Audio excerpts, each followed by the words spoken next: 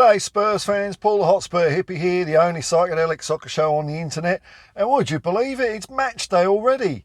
Already it just seems like we played the other day, which we did, and now we're playing again.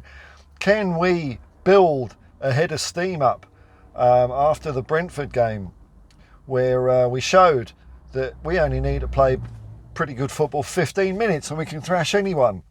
I'm looking forward to tonight's game against Everton. They're not having the best run of form at the moment. We're climbing. We might well have Pape Matar, the Matasaurus Rex, back in the fold. He arrived back from AFCON during the week after Senegal kicked out by, I think it was Côte d'Ivoire. So that's one back, and we're still waiting on Basuma and Son Heung-min, and I could legitimately say I wanted South Korea to get booted out because they were playing Australia. But now that that's all out of the way, I hope Son and Basuma go off and win a couple of trophies before they come back. We can wait. It'd be fantastic for them and their career and their countries. Their countries of Mali and South Korea. A little bit of glory for them wouldn't go amiss as well. Now, Ange's press conference was pretty interesting, throwing the journos a curveball about the transfer window, saying, the club wanted to go in this direction and that direction, and in the end, he went to Ferrari, and he got them all. He got them all, did Ange. Lewis Hamilton, of course, going from Mercedes, where he's been for, he's been there about 10 years or something, hasn't he? He's been there a very long time, going across to Ferrari. But that's another sport. We don't worry about that on this channel. Well, maybe we do sometimes. And also, Ange was hoping that Sonny wins an Asian Cup for South Korea as well. Because he knows it's going to be good for the team. Now on Son, there's a little clip of Ange having a chat with his kid. This kid is undergoing treatment for cancer and battling his way through it. And is a proper Tottenham fan. And what's his name, Freddie? He was a good little kid, actually. Put Ange on the spot. When are we going to win the Premier League?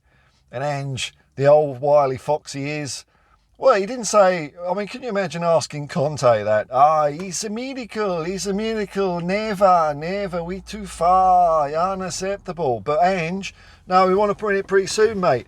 When do you think we're going to win it? He threw it right back at the kid. But that was a real good little clip. Ange is, and I think a few of our players have got a cut from this mould as well. They can talk to anyone on, and no matter who they're talking to, they'll talk to them in the same way. That's a sign of a pretty cool person in my book. And Ange asked the kid about Son, and he said he's kind and he's a great finisher, and that's the right order according to Ange Postecoglou. Person's character comes before any skill they might have. Now, as far as the league table this week, well, we can consolidate where we are, unless we win 10-0 and someone else loses about 5-0. We probably, as long as we win, as long as we beat Everton, scary. I am confident. We'll consolidate fourth place. But of course, the game that everyone's looking forward to this weekend, I couldn't give a shit because it's not Tottenham, but everyone else would care about it, would be Arsenal-Liverpool. So it doesn't matter what happens this weekend, folks. One or two teams above us are going to drop points. That's the sort of fixtures I like to see coming out of the woodwork. I've been swaying backwards and forwards on this one, but I think a 0-0 draw would be my favoured result. Look, no matter what the result is, it's a bit of a win for Tottenham, really. The only thing is, if Liverpool win, then it starts getting hard to catch them. Whereas if they draw, they lose 2 points, we gain 2 points on them, gets that back down to 6 points, it starts getting tempting again. The ball of wool in front of the cat, I start getting excited, like it's got catnip on it again. Hey, league title. But if Arsenal win, I don't want that. That would take 3 points of Liverpool and we can sort out Arsenal later, I guess. But I just don't want. I just can't have Arsenal winning. I can't. It's just not in the fibre of my being. So we're looking in good shape at the moment. Got our players coming back. Injuries are clearing up, and then at death's door of the transfer window, which was a real boring fizzer of a transfer window, unless you're a Spurs fan, because it was great for us. We got a last minute squeaker in, didn't we? Last ding ding ding. Time, gentlemen, please. Last orders. All right. I'll have 2 pints of Lucas Bergwall, or tankards, or whatever they drink in Sweden. I don't know. Pints? No, they're all metric, aren't they? Be litres. That's what it'd be, litres. So as usual, I'll just say about any player that I don't know anything about, he's good with his feet, he's commanding in the air and has got a nice turn of pace. But I did go the extra mile on this one. I did have a couple of looks at some sizzle reels of him. It looked all right, Looks like a step up from Højbjerg and Skip, which is the main thing in my book. We want those 2 characters upgraded and hopefully out in the summer. They're not that they're doing an especially bad job or anything like that. I mean, they're not great, are they? But that for me is kind of a threshold. Once we're not relying on Højbjerg, Skip and Ben Davies anymore, then I think, okay, we're going to do something now. We could do something without them, with them, I guess, but I think it means that era has finally closed. The whole Poch era kind of thing, the leftovers from it. The team has been refreshed to a sufficient state for us to push on. But I had a look at clips of Bergwall. Looked all right. And the pleasing thing, I think, about it from a Spurs fan, I think we've had a fantastic window. I'm going to give it a 9 out of 10. Because right at the beginning I gave it an 8, and that wasn't assuming we'd do anything else. And we got a midfielder who, hopefully, well, he's 18 now. He's just turned 18. When he joins us in the summer, hopefully he'll make a nice little impact. So I think we definitely, if you're looking at other teams in the Premier League who won the transfer window, well, I think we did a pretty good transfer window in the summer as well. I think we were odds on to have won that one as well. And I think we definitely won the January window, because you look down the list.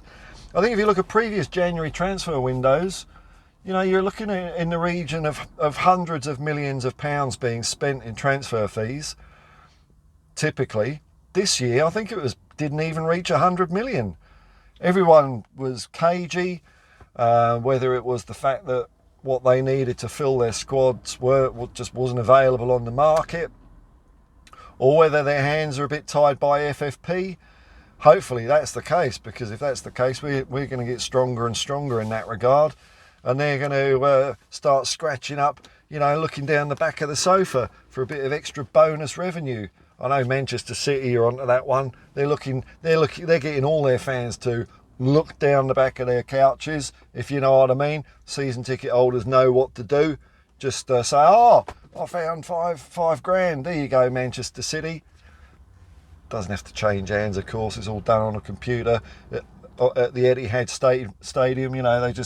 They just know how many fans they've got. They know how many couches they've got, and they'll just multiply that by 5 grand, add it in as revenue, and carry on cheating next year.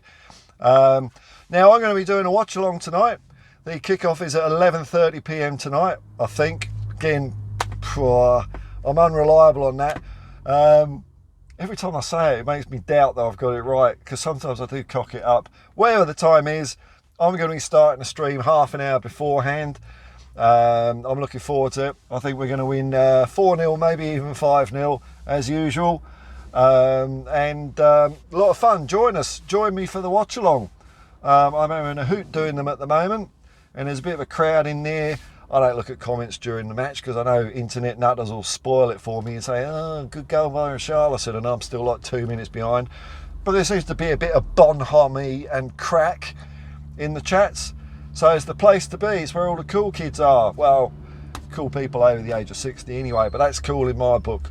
Anyway, folks, hopefully I'll be talking to you on the other side, having a yarn about victory, and getting back to doing match reviews. Been a slog of a week, so I haven't got around to doing one for the Brentford game, but we won anyway, and it was brilliant. Until next time, folks, peace and love, peace and love, and come on, you Spurs!